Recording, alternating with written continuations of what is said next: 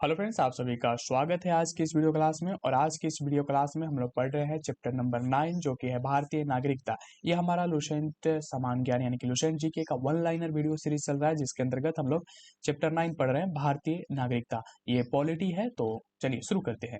देखिए, भारतीय नागरिकता के बारे में जो बात उल्लेख किया गया है संविधान में, वह है भाग 2 और अनुच्छेद 5 से 11 के बीच में जो है भारतीय नागरिकता के बारे में उल्लेख है। तो अगर आपसे कोई पूछे कि भारतीय नागरिकता के बारे में संविधान में कहाँ पर उल्लेख किया गया है, कहाँ पर बात किया गया है, तो वह है संविधान का भाग 2 और अनुच्छेद 5 से 11 में। ठीक है, चलिए आगे देखते हैं। यहाँ पर है कि भारत में एकल नागरिकता का प्रावधान है।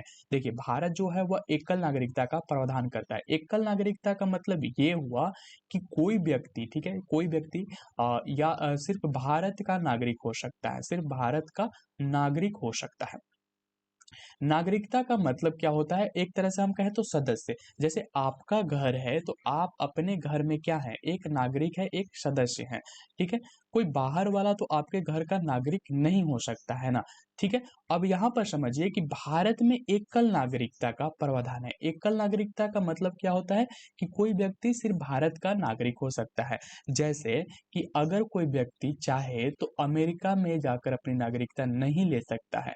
अगर वह व्यक्ति अमेरिका में जाकर के अपनी नागरिकता लेता है तो वह जो है भारत की नागरिकता को खो देगा। ठीक है, जैसे कि अगर आपका घर है और आप अपने घर में क्या है, नागरिक हैं, और आप पड़ोसी के घर में जाकर रहना चाहते हैं और अपने घर से नागरिकता छोड़ेंगे और पड़ोसी के घर में रहने लगेंगे, तो यहाँ पर क्या होगा कि आपका घर में आपकी जो नागरिकता है वो खत्म हो जाएगी। तो वही है, भारत में एकल नागरिकता का प्रावधान है। तो कई देशों में, कई विकसित देशों में, जैसे अमेरिका हुआ, कनाडा हुआ, यहाँ पर क्या होता है, दोहरी नागरिकता का प्रावधान है। दोहरी नागरिकता का क्या मतलब हुआ कि कोई व्यक्ति चाहे तो वह अमेरिका का भी क्या कर सकता है, नागरिकता ग्रहण कर सकता है, और वह चाहे तो कनाडा जैसे देश का भी नागरिकता ग्रहण कर सकता है। देखिए, कई जगह देशों में, कई ऐसे देशों में और कई ऐसे जगह पर क्या होता है कि एक तो केंद्रीय स्तर पर नागरिकता मिलता है। जैसे भारत में तो केवल केंद्रीय स्तर पर ही क्या मिलता है, नागरिकता मिलता है। लेकिन कई ऐसे देश होते हैं जहां पर राज्य स्तर पर भी नागरिकता दी जाती है। ठीक है, तो ये बात बड़ी हो गई। चलिए आगे बढ़ते हैं। यहाँ पर है भारतीय नागरिकता अधिनियम 1955 ईस्वी के अनुसार निम्न में से किसी एक आधार पर नागरिकता प्राप्त की जा सकती है। देखिए, ये जो अधिनियम है, कौन सा अधिनियम की बात करें? भारतीय नागरिकता अधिनियम 1955 की हम बात कर रहे हैं। ठीक है, भारतीय नागरिकता अधिनियम 1955 की हम बात कर रहे हैं, और इसमें कहा यह जा रहा है कि इस अधिनियम के अंतर्गत ऐसे कुछ प्रावधान किए गए, ऐसे कुछ नियम बनाए गए हैं जिसके आधार पर कोई भी व्यक्ति क्या कर सकता है, भारत की नागरिकता प्राप्त कर सकता है। तो हम यहाँ पर अधिनियम जो है 1955 इसके अनुसार देखेंगे।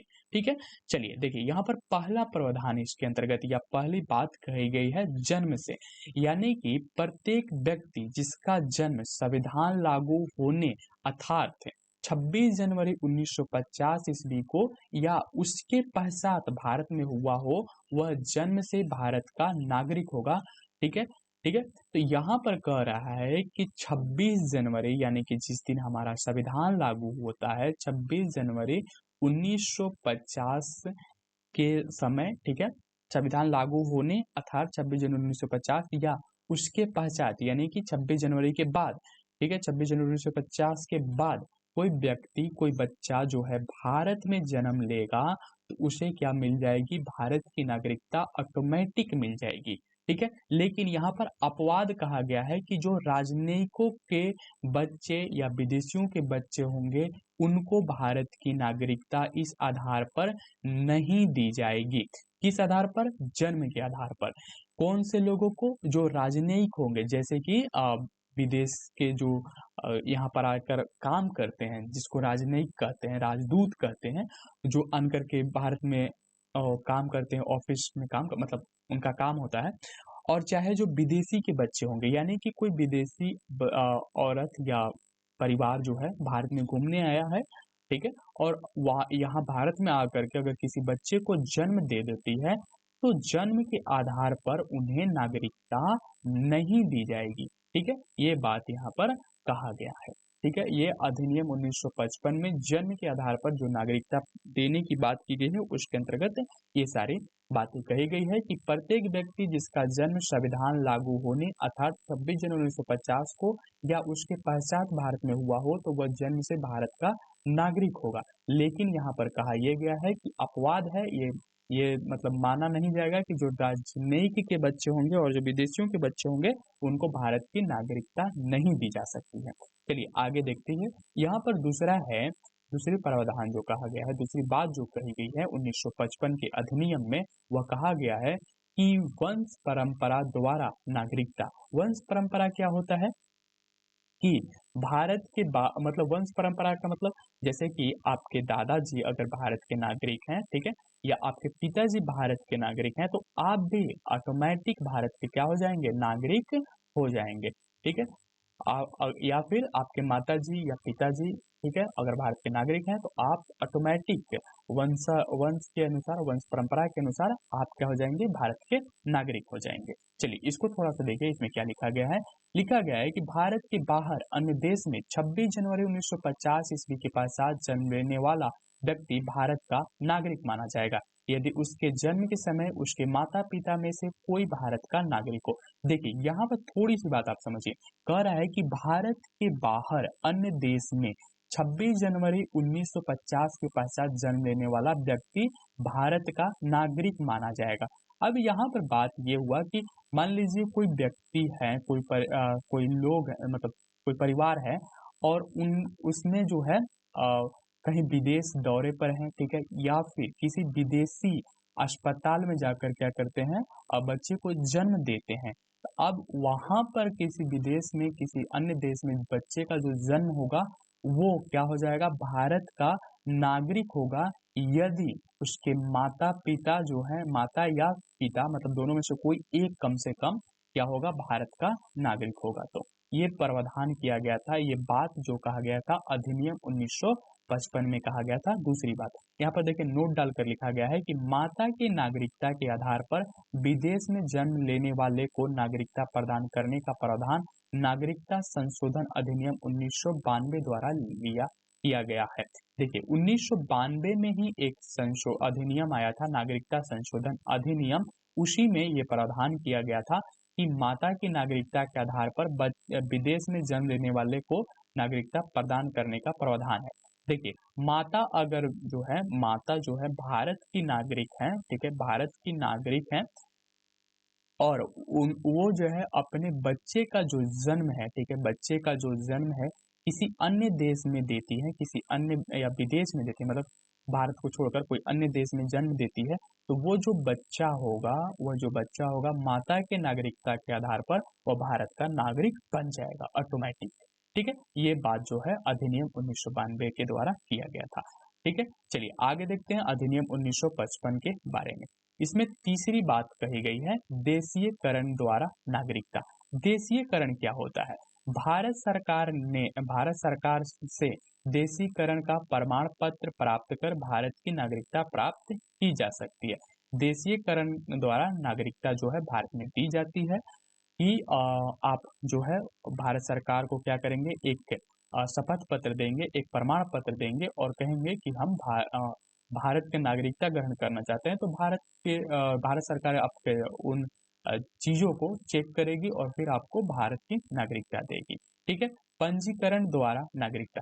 देशीयकरण का मतलब यहाँ पर होता है, तो देशीयकरण का यहाँ पर मतलब ये होता है कि कोई विदेशी व्यक्ति या दूसरे देश का जो व्यक्ति है वह मान के चलिए भारत में कई दिनों से, कई वर्षों से रह रहा है। ये एक निश्चित समय सरकार द्वारा तय किया गया है, लगभग 5 वर्ष या 10 वर्ष है, अब 10 वर्ष कर दिया गया है, पहले 5 वर्ष था। तो यहाँ पर यानी कि कोई व्यक्ति अगर 10 वर्ष से भारत में रह रहा है तो वो क्या हो गया, वो भारतीय हो गया, एक तरह से उसका रहन सहन ढांचा जो है वो भारतीय हो गया, वो देशीकरण में डूब यानी कि भारतीयता में मेल हो गया, ऐसा माना जाता है। और इस आधार पर अगर वो व्यक्ति जो है अपना प्रमाण पत्र देता है भारत सरकार को, तो भारत सरकार क्या करेगी, उसे देश की नागरिकता प्रदान करेगी। चलिए आगे देखिए, यहाँ पर है पंजीकरण द्वारा नागरिकता। पंजीकरण द्वारा नागरिकता का मतलब होता है कि निम्नलिखित वर्गों में आने वाले लोग पंजीकरण द्वारा भारत की नागरिकता प्राप्त कर सकते हैं। आप एक एप्लीकेशन देंगे और भारत सरकार से क्या करेंगे, अनुरोध करेंगे कि वो आपको क्या करे, भारत की नागरिकता प्रदान करे। और आप क्यों चाहते हैं, ये सारी चीजें जब भारत सरकार को बताएंगे और वो चीजें जो है नियम और कानून के अनुसार होगी, तो भारत सरकार आपको क्या करेगी, जो है भारत की नागरिकता प्रदान कर देगी। देखिए यहाँ पर है कि वो व्यक्ति जो पंजीकरण प्रार्थना पत्र देने की तिथि से 6 माह पूर्व से भारत में रह रहा हो। ये हम लोग बात कर रहे हैं अधिनियम 1955 के अनुसार, ठीक है, 1955 के अनुसार। तो इसमें कहा गया है पहली बात कि पंजीकरण द्वारा जो भारत की नागरिकता प्राप्त करने चाहते हैं, वो जो व्यक्ति अपना प्रार्थना पत्र दे रहा है, वो प्रार्थना पत्र देने से 6 महीना पूर्व जो है भारत में रह रहा हो, 6 महीना पहले से भारत में रह रहा हो, यानी कि एप्लीकेशन देने से 6 महीना पूर्व वह भारत में रहा हो। ठीक है, चलिए आगे है दूसरा कि वह भारतीय जो अविभाज्य भारत से बाहर किसी देश में निवास कर रहे हो। तो वे भारतीय जो अविभाज्य भारत से बाहर किसी देश में निवास कर रहे हैं, वो भी एप्लीकेशन दे करके क्या करेंगे, भारत में शामिल हो सकते हैं। तीसरा है कि वो स्त्रियां जो भारतीयों से विवाह कर चुकी हैं या भविष्य में विवाह करेंगी, उनको भी क्या हो जाएगा, भारत की नागरिकता मिल जाएगी एप्लीकेशन करने पर। ठीक है, अब प्रमाण पत्र देना पड़ेगा अपना, और उस आधार पर जो है आपको भारत की नागरिकता दी जाएगी। अगर कोई लड़की है, कोई विदेशी लड़की है, और तो उसको क्या हो जाएगा, भारत की नागरिकता हो जाएगी। जैसे कि अभी एक फिलहाल में थोड़ा ज्यादा ही ये चर्चित है, सीमा हैदर वाला कांड। उसमें क्या होगा कि जो लड़की वहां से पाकिस्तान से आई है, वह यहाँ पर विवाह कर रही है, वो विवाह कर रही है, तो इस वजह से उनको भी भारत की नागरिकता दी जाएगी। ठीक है, उसके बाद है भारतीय नागरिकों के नाबालिग बच्चे।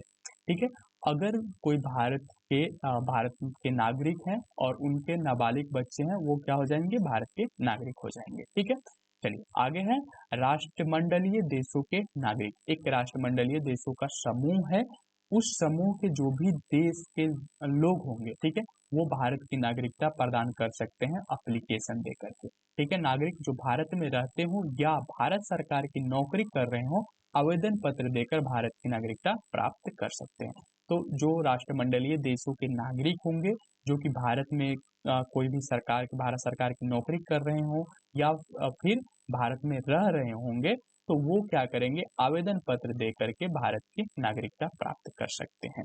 ठीक है, उसके बाद है भूमि विस्तार। भूमि विस्तार का मतलब हुआ कि मान के चलिए जो भारत है क्या करता है, कल को पाकिस्तान पर कब्जा कर लेता है, तो अब जो पाकिस्तान के लोग होंगे उनको भारत की नागरिकता ऑटोमेटिक मिल जाएगी। ठीक है, तो यही हुआ भूमि विस्तार। यदि किसी नए भूभाग को भारत में शामिल किया जाता है, तो उस क्षेत्र में निवास करने वाले व्यक्तियों को स्वतः भारत की नागरिकता प्राप्त हो जाती है। तो वही बात है, अखंड भारत जो कहा जा रहा है कि अखंड भारत बनाना है हमें।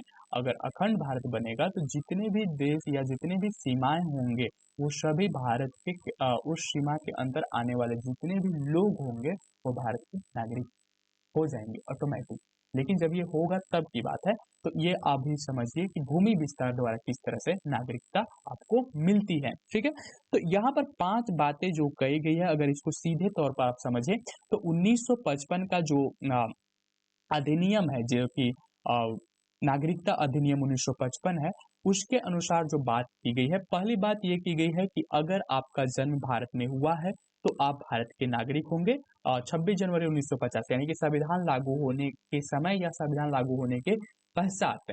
ठीक है, लेकिन इसमें क्या होगा, जो राजनयिक होंगे, जो विदेशी लोग होंगे, उनको नहीं मिलेगा। वंश परंपरा के अनुसार फिर नागरिकता दी जाएगी। 1955 में ये बात कही गई है कि अगर आपके परिवार के सदस्य यानी कि माता पिता या दादा दादी, जो कि मतलब पूर्व के लोग, अगर आपके भारत के नागरिक हैं, तो आपको भी भारत की नागरिकता दी जाएगी। ठीक है, और इसमें माता की नागरिकता को आधार माना गया था। ठीक है, चलिए उसके बाद है देशीयकरण के द्वारा नागरिकता। मान के चलिए आप विदेशी हैं और भारत में आकर के कई वर्षों से रह रहे हैं, लगभग 10 वर्षों से आप रह रहे हैं, और आप भारत के जो परंपरा है, जो संस्कृति है, उसमें घुल मिल गए हैं, तो आप एक प्रमाण पत्र दे सकते हैं, एक आवेदन दे सकते हैं और उसके माध्यम से आपको नागरिकता मिल जाएगी। ये भारत का जो नागरिकता अधिनियम 1955 है, उसमें ये बात कही गई है।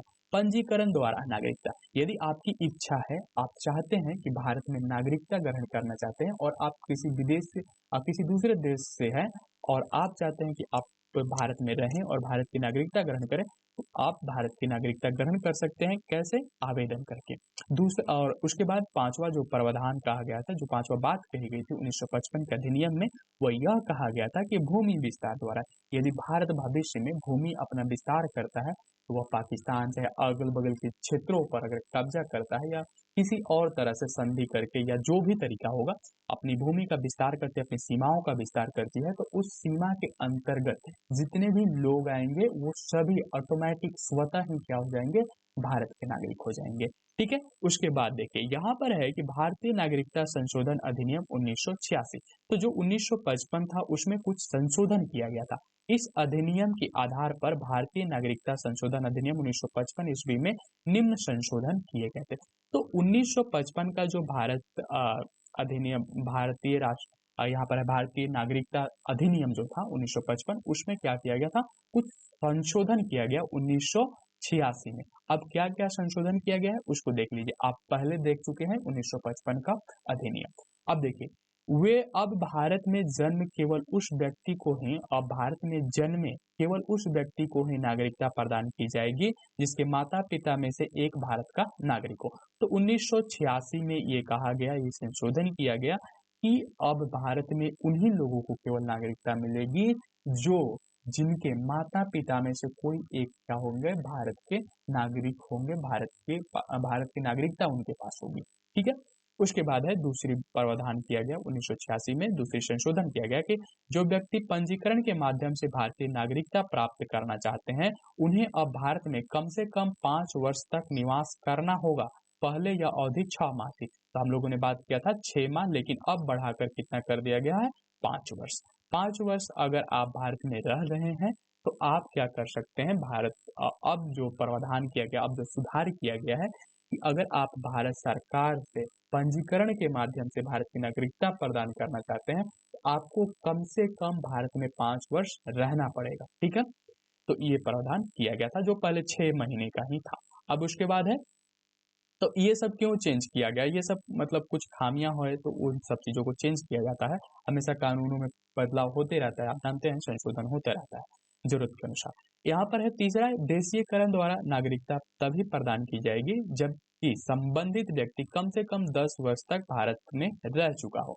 देशीयकरण का मतलब उस समय हम लोग बात कर रहे थे, पहले ये 5 वर्ष तक था, लेकिन अब इसको बढ़ाकर कितना कर दिया गया? 10 वर्ष कर दिया गया। देशीयकरण का मतलब है कि आप भारत के संस्कृति में, भारत की परंपराओं में घुल मिल गए हैं, यहाँ 10 वर्षों से रह रहे हैं, यहाँ के जीवन यापन में पूरी तरह से भूल गए हैं और आप इसका प्रमाण देंगे और आप आवेदन करेंगे तो आपको भारत की नागरिकता मिल जाएगी। लेकिन अब यहाँ पर आपको 10 वर्ष रहना पड़ेगा। पहले यह जो अवधि था वह 5 वर्ष थी। नागरिकता संशोधन अधिनियम 1986 ईस्वी जम्मू कश्मीर एवं असम सहित भारत के सभी राज्यों पर लागू होगा। जो 1986 का अधिनियम है ये सभी पर लागू होगा, भारत के सभी राज्यों पर लागू होगा। ठीक है। आगे बढ़ते हैं। भारतीय नागरिकता का अंत, आखिर भारत के नागरिकता का अंत कैसे होगा? तो यहाँ पर है भारतीय नागरिकता का अंत निम्न प्रकार से हो सकता है। पहली बात कहा गया है नागरिकता का परित्याग करने से। यदि कोई व्यक्ति स्वेच्छा से चाहे तो वो भारत की नागरिकता छोड़ सकता है। तो ऐसे बहुत सारे लोग करते हैं जो विदेशों में जाकर बसना चाहते हैं, तो वो पहले भारत की नागरिकता छोड़ देते हैं और फिर वहां पर किसी अन्य देश में जाकर भारत की नागरिकता ग्रहण कर लेते हैं। दूसरी बात यहाँ पर यह भी है कि किसी अन्य देश की नागरिकता स्वीकार कर लेने पर जो है आपका भारत की नागरिकता ऑटोमेटिक समाप्त हो जाएगी। मान के चलिए आप भारत में हैं, ठीक है, आप भारत के नागरिक हैं और आप जाकर अमेरिका में या फिर किसी देश में क्या करते हैं, वहां की नागरिकता ग्रहण करते हैं, तो आपका जो भारत की नागरिकता है वो ऑटोमेटिक समाप्त हो जाएगी। इसको और भी इंटरेस्टिंग तरीका से मैं समझाने की कोशिश कर रहा हूँ, लेकिन इसको दिल पर मत लीजिएगा। जैसे कि लड़की जो होती है उनका क्या होता है? विवाह होता है। अब वे स्वेच्छा से विवाह करते हैं, ठीक है, स्वेच्छा से विवाह करते हैं और वो फिर कहाँ जाते हैं? ससुराल आ जाते हैं। ठीक है। ससुराल आ जाते हैं, अपने हस्बैंड के यहाँ आ जाते हैं, ठीक है। अब यहाँ पर उनके क्या हो जाता है, इनको यहाँ पर नागरिकता मिल जाती है, यानी कि ससुराल में जो लड़की है उनकी नागरिकता मिल जाती है, लेकिन अपने घर में अपने माता पिता के घर का जो नागरिकता है वो खत्म हो जाती है। नागरिकता का मतलब ही होता है कि आपको अपने देश में जो है अधिकार मिलेगी, आपको अपने देश में जो है जो कर्तव्यों का पालन करने के मिलेगा, आपको मौलिक अधिकार मिलेगा। जैसे अगर मान लीजिए चलिए आप भारत के नागरिक हैं, आपको यहाँ पर भारत में जितने भी अधिकार होंगे वो सभी आपको मिलेंगे, मौलिक अधिकार होंगे, जो भी मतलब भारत सरकार आपको अधिकार देती है वो सभी अधिकार मिलेंगे। तो वही बात यहाँ पर मैं समझाने की कोशिश कर रहा हूँ कि जो लड़कियां होती हैं जब उनका विवाह हो जाता है, वो जब अपने ससुराल के यहाँ चल जाते हैं, मतलब अपने हस्बैंड के यहाँ चले जाते हैं, और वहां पर जब उनको वहां पर रहने लगते हैं, तो एक तरह से वहां पर उनको नागरिकता मिल जाता है, लेकिन अपने घर की नागरिकता वहां पर खत्म हो जाती है। कैसे? वो अपने घर में अब बड़े डिसीजन में, बड़े फैसलों में हस्तक्षेप नहीं कर सकती हैं, लेकिन वो ससुराल में बड़े डिसीजनों में हस्तक्षेप कर सकती हैं। तो उनको यहाँ पर नागरिकता मिल जाता है, वहां पर समाप्त हो जाता है। वही बात जस्ट भारत में लागू होता है। अगर आप भारत की नागरिकता भारत के नागरिक हैं और अमेरिका में जाकर आप नागरिकता ग्रहण करेंगे, तो आपका भारतीय नागरिकता खत्म हो जाएगा। आप भारत में फिर भारत में आपका कोई अधिकार नहीं रहेगा बचा हुआ, ठीक है। तो ये बात समझ लीजिए। तीसरी बात कहा गया सरकार द्वारा नागरिकता छीनना। सरकार भी क्या करती है, नागरिकता आपसे छीन लेती है। अगर आप अपराधी हैं या फिर कुछ ऐसे देशद्रोह जैसा कार्यों में संलग्न है, तो वहां पर क्या करेगी, सरकार आपसे नागरिकता छीन लेगी, ठीक है। अ, तो ये होता है नागरिकता छीनना। या फिर कोई जैसे मान के चलिए जैसे देशीकरण द्वारा कोई लोग नागरिकता ग्रहण कर लेते हैं, या फिर पंजीकरण के माध्यम से नागरिकता ग्रहण कर लेते हैं, और कुछ ऐसा मतलब देशद्रोह में या फिर कुछ ऐसे कार्यों में संलग्न हो जाते हैं जो कि सही नहीं है, या फिर भारत सरकार को लगता है कि हम गलत व्यक्ति को अपनी नागरिकता दे रहे हैं, तो भारत सरकार क्या करेगी, उनसे नागरिकता छीन लेगी, ठीक है। चलिए आगे बढ़ते हैं। यहाँ पर लास्ट है कि जम्मू कश्मीर राज्य के विधानमंडल को निम्न विषयों के संबंध में राज्य के अस्थायी रूप से निवास करने वाले व्यक्तियों को अधिकार तथा विशेषाधिकार प्रदान करने की शक्ति प्रदान की गई। तो ये जम्मू कश्मीर राज्य के बारे में कहा जा रहा है। पहला है कि राज्य के अधीन नियोजन के संबंध में, राज्य के अधीन जो नियोजन के संबंध में अधिकार है वो वहां के नागरिकों को मिलेगा। राज्य में अचल समिति के संपत्ति के अर्जन के संबंध में नियम प्रावधान जो है वह जम्मू कश्मीर राज्य या फिर उस वहां के विधानमंडल जो है उन विषयों पर कानून बना सकती है और उसको विनियमित कर सकती है। उसके बाद है राज्य में अस्थायी रूप से बस जाने के संबंध में भी, और छात्रवृत्तियां अथवा इसी प्रकार की सहायता जो राज्य सरकार प्रदान करे उस पर भी यहाँ पर जो है जम्मू कश्मीर विधानमंडल जो है विभिन्न विषयों पर क्या कर सकता है, व्यक्तियों के अधिकार तथा विशेषाधिकार प्रदान करने की, और उसके पास शक्ति होता है, मतलब वो चाहे तो प्रदान करे या फिर उसको विनियमित करे, ठीक है। अब देखिए यहाँ पर तो हम लोगों ने बात किया नागरिकता के बारे में, और अगली जो वीडियो आएगी वो हमारी मौलिक अधिकार पर आएगी, लेकिन थोड़ी सी नागरिकता के बारे में ही यहाँ पर हम चर्चा कर लेना चाहते हैं कि अब जो है हम तो यहाँ पर बात कर रहे हैं एक देश के नागरिक होने का, लेकिन धीरे धीरे हमारी जो हमारा जो आज का दौर है ये पूरा वैश्विक होते जा रहा है।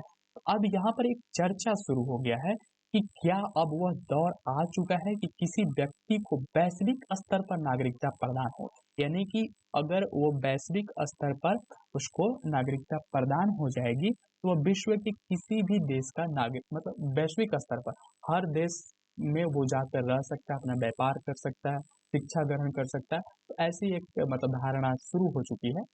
इसके अभी ये लागू नहीं हुआ है, लेकिन वैश्विक स्तर पर जो वैश्विक नागरिकता की बात कही जा रही है, क्योंकि अभी का जो दौर है, यातायात की सुविधाएं, नेट, संचार व्यवस्थाएं, ये सभी होने के बाद क्या हो गया है कि जो सीमा है उस मतलब सीमा मतलब जो भारत जैसे देश की जो सीमाएं होती हैं उनका थोड़ा सा यहाँ पर महत्व घटा हुआ है, क्योंकि अब लोग एक देश से दूसरे देश में बहुत आसानी से आ जा सकते हैं, और ये तीव्र गति से आ जा सकते हैं, मतलब बहुत फास्ट तरीके से, क्योंकि यातायात की सुविधाएं बढ़ चुकी है। तो इस तरह से और लोग जो हैं एक देश से दूसरे देश में जाकर के शिक्षा ग्रहण कर रहे हैं, वहां पर व्यापार कर रहे हैं, तो उनकी सुविधा के लिए ये बात अभी चल रही है कि क्या अब वो दौर आ चुका है कि वैश्विक नागरिकता पर काम किया जाए, ठीक है। तो आज के वीडियो को हम यहीं पर समाप्त करेंगे। उम्मीद है आपको ये नागरिकता से संबंधित वीडियो जो है आपको समझ में आया होगा। और ये हमारा लुसेंट वन लाइनर का वीडियो सीरीज चल रहा है जिसमें हम लोग पढ़ रहे हैं अभी पॉलिटी को। और जो हमारी नेक्स्ट वीडियो आएगी मौलिक अधिकार पर आएगी कि भारत की जब आप नागरिकता ग्रहण कर लेते हैं तो आपको कौन कौन से अधिकार मिलते हैं और ये अधिकार आपको किस तरह से फायदे पहुंचाते हैं। ये सारी चीजें जो है मौलिक अधिकार में हम बात करेंगे। तो मिलते हैं नेक्स्ट वीडियो में मौलिक अधिकार के साथ।